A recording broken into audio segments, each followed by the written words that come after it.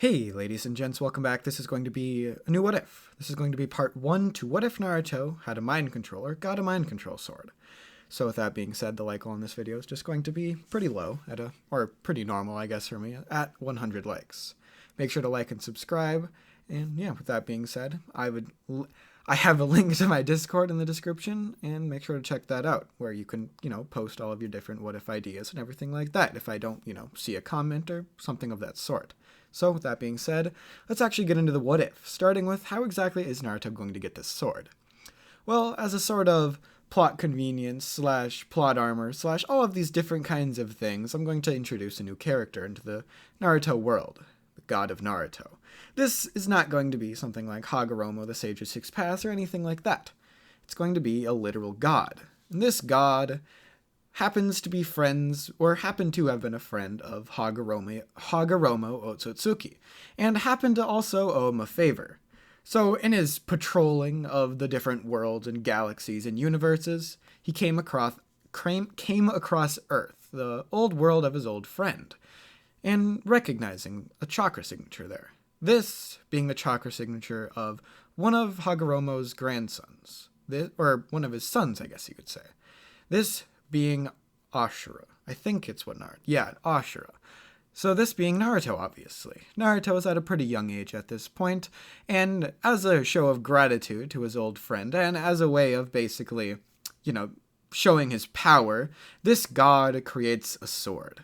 He makes this sword and forges it out of a really strong material, one that's much stronger than anything the Naruto world universe has seen, which would be able to basically cut through nearly anything. Rare things on the Earth would actually be able to, be able to not get cut by that, such as, say something like, I don't know exactly, like a perfect Susanoo, or something just really freaking, hard that Naruto would not be able to cut through with this sword. And this sword was also given the capabilities of mind control. How exactly is this mind control going to work, you may ask? Well, Naruto simply has to, blood simply has to be on the sword of that person, and Naruto can basically completely control that person. Not necessarily only mind, but physically as well. Be able to make them do anything they want. Basically, a complete puppet. Something that literally nothing in the Naruto universe could counter. Not something like literally absolutely nothing would be able to counter that. Not even Shisui's Koto Matsukami. Absolutely nothing would be able to counter this mind control that Naruto would be able to use with his sword. Isn't that going to make Naruto too overpowered, though? Oh, yeah, you know it will. So, as a show of gratitude to his old friend, he bestows this sword upon Naruto, basically appearing in front of him, with Naruto doing a light training session in the woods somewhere. With him appearing in front of Naruto, Naruto's kind of surprised, and he would obviously ask a few questions. So, these get simple answers, such as, you don't need to know the answer to this, I just want to give this to you, somewhat of a gift from your god. Naruto's like, oh, interesting. He picks up the sword and notices it has a pretty good heft to it. This sword is a lot heavier than what he was expecting it to be. Obviously, because the sword would be really dense if it could be that sharp, and it would also need to have that heft in order to cut through things. Otherwise, it would just simply slide off of it or something similar of that sort. So this sword has a pretty decent amount of heft to it that Naruto would have to train to get stronger to be able to wield. The god would then explain to Naruto what its power was. Basically just saying, yeah, it's really fucking sharp, really strong, stronger and sharper than anything that you would have on this world. But the main ability of this sword is that if it gets a drop of somebody's blood on it, you can completely control that person to do exactly anything that you want them to do. This would obviously spring Naruto into action, wanting to test this out, seeing if it would actually work. But the god warns Naruto that once this person has been cut, he could not undo this. Unless Naruto gets an unmind control sword somehow later on in the future, he is going to be able, he's not going to be able to do anything about this person anymore.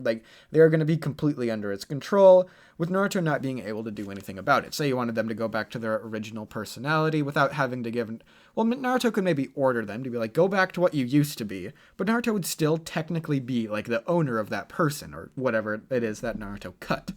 So, the god warns Naruto about this before leaving Naruto there in the field, holding the sword up with both arms, even though it's a pretty small one-handed sword, with Naruto standing there what am I supposed to do about that? Like, what am I supposed to do now? I have this power. Like, the god leaves at this point, obviously, and he's just like, I wonder exactly what this kid's going to do with this, because like he knows that Ashura's reincarnation should be similar to Ashura, but at the same time, he knows that power can come to people, can go to people, and make them do things that they wouldn't necessarily do otherwise.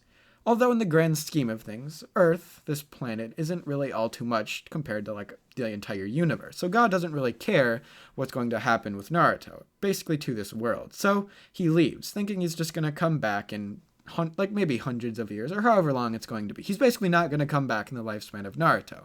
So God leaves, making it seem like he was never there, other than the impact that the sword would have on the world later on in the future. So Naruto has this sword, and he would begin training to be able to wield the sword with ease with one hand and not have to worry about, not being able to swing it around quickly. So with Naruto's physical training beginning, Naruto also wants to test out if it'll actually work or not. But at the same time, he doesn't want to just use it on one of his friends or anybody like that. He wants to know that it actually works because he remembers God's warning about not being able to undo this mind control.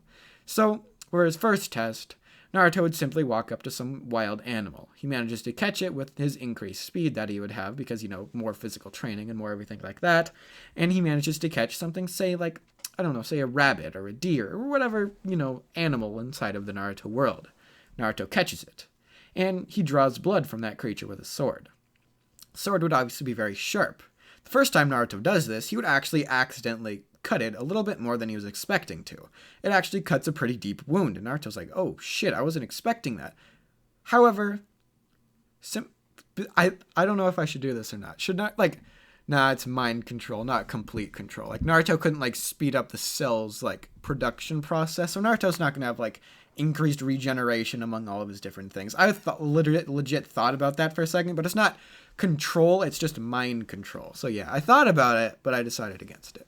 So as this thing is bleeding out in front of Naruto needs to test this quickly because he doesn't know if the creature is going to live. So he simply gives a command. He says, walk to the left. It does it. Walk to the right. It does that as well. Tells it to go basically run into the tree. It does that. With no hesitation, it just slams itself into the tree before falling over dead because of, for one, blood loss, and for two, it banged itself into a tree. And Naruto's like, whoa.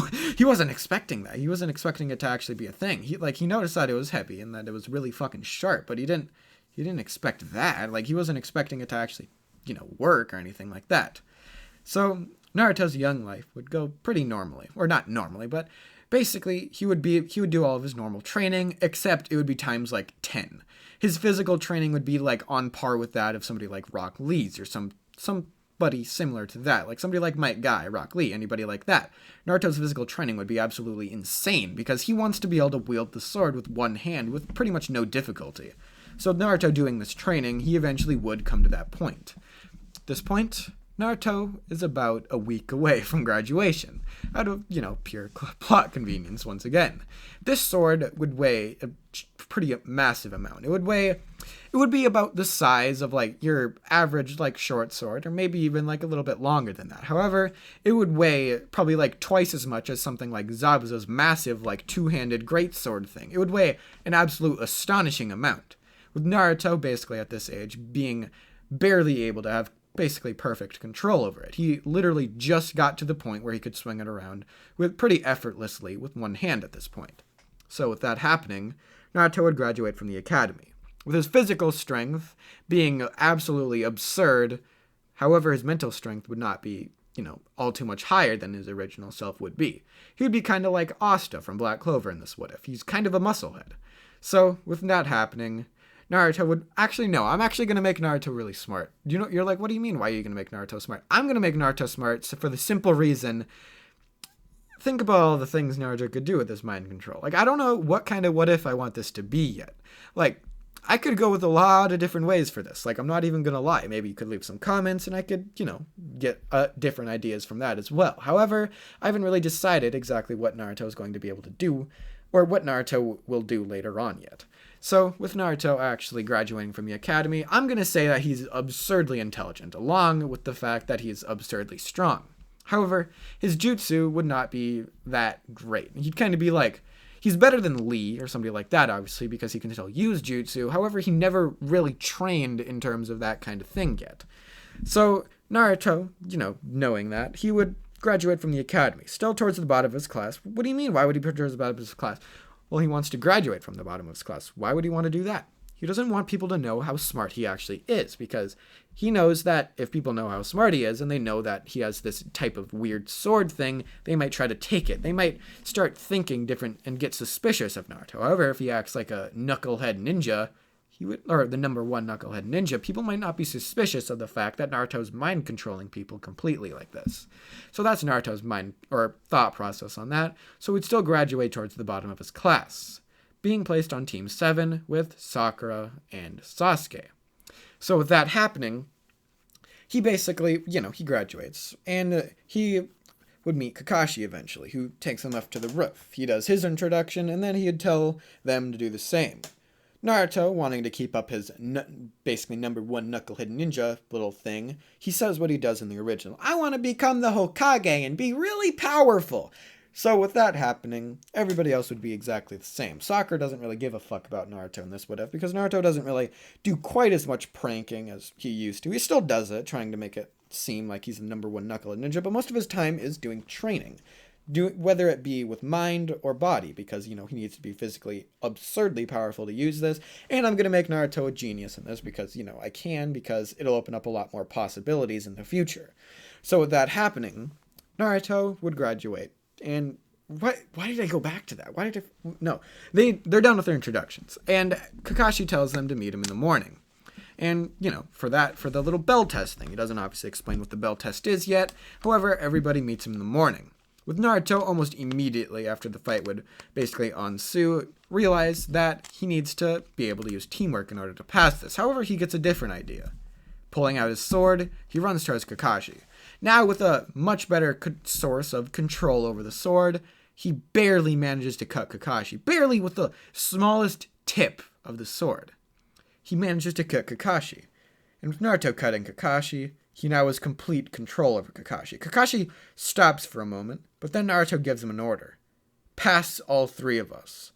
Kakashi does so. He passes all three of them. Then Naruto tells him, go back to your original ways, except he basically alters Kakashi's memory into thinking that they use teamwork as a way to actually win.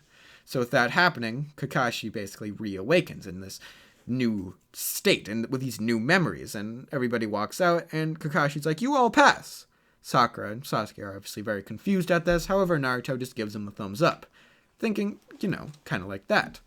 Sakura and Sasuke would obviously be absurdly they'd be really confused at what just happened, but they wouldn't question it too much. They end up doing all of their D-rank missions, with Kakashi being pretty much like his normal self, except with those slightly altered memories, to basically be similar to what they were in the original, with Naruto now being able to give Kakashi orders if he so needed to. He thinks about this for a second. He realizes that God's warning was kind of stupid. He can just make people go back to doing what they want, but he can make literally every person on the earth one of his servants if he really just, cut them. That's all he would have to do. So he basically makes it his, not mission in life, I guess you could say, but one of his missions to be able to, have enough people into his name that he could create his own, kind of kingdom, his own kind of world, his own ninja village that he could do whatever he wanted with because he had complete control over the people there. This basically being in the back burner of Naruto's mind, he would eventually get a C-rank mission because his two teammates, not being distracted by all these weird thoughts, would want to have a higher ranking mission. So with that happening, they get a C-rank mission to guide a bridge builder named Tazuna back to the Land of Waves to obviously build a bridge. However, that's where I'm going to leave this part off. Make sure to leave comments and different things like that, so give me more ideas and everything like that. So with that being said, see you guys in the next part. Peace out. Bye.